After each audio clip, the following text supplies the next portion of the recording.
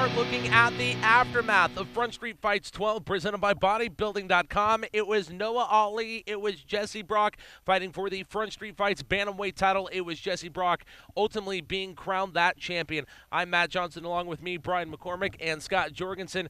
First of all, real quick, overall thoughts on the night. Oh, I just thought it was an absolutely tremendous fight. I think it followed through on a lot of things that Todd Carlson promised heading into Front Street Fights 12. We saw a lot of young up-and-comers, fighters making their debuts who wanted to make a mark. They put on a show, and then we saw experienced fighters and fan favorites like Matt Jones and Jesse Brock fight to their reputations and get the job done. And speaking of those young and up-and-coming fighters, we're going to take a look at some of the highlights now. We're going to get Scott's thought on those fights as we go along. Starting tonight, one of the fights we were very intrigued about, the amateur debut of Noah Schultz. He did not disappoint. A minute 21, round one, picking up his first MMA victory via rear naked choke. Yeah, you know, I said this before, and it's not just because he's my guy. He's very talented, very tough, he's very dedicated. So, at just 18 years old, definitely has a long career ahead of him. He's got to graduate high school first.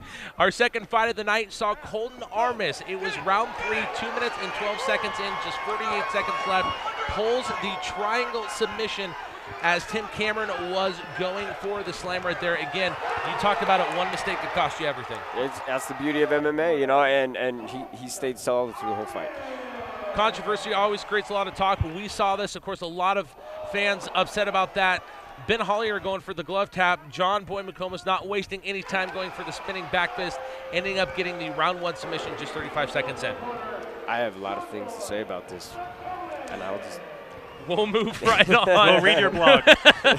Moving on to the pro portion of the card. 2 pro debuts. It was Lino Sanchez. It was Mario Cervantes. Action going back and forth. Lino Sanchez with a hard slam here, which would just lead to the ultimate final 30 seconds. Ground and pound. A lot of damage. Unanimous decision in favor of Lino Sanchez. Moving on to the next fight. Brandon Todd, Michael Garcia. Again, it was out of nowhere. You said be careful which way you roll. It cost Michael Garcia the fight. I never called it, but that kid loves that in practice, so it does not surprise me.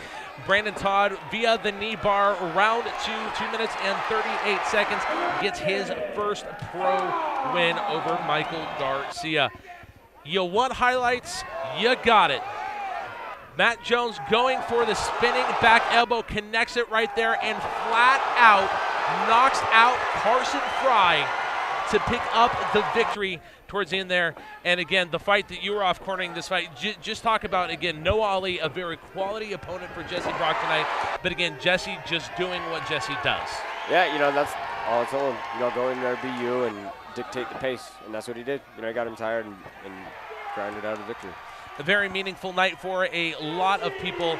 Jesse Brock leaving with the Front Street Fights Bantamweight title. Of course, Jesse Brock's long history here with the promotion.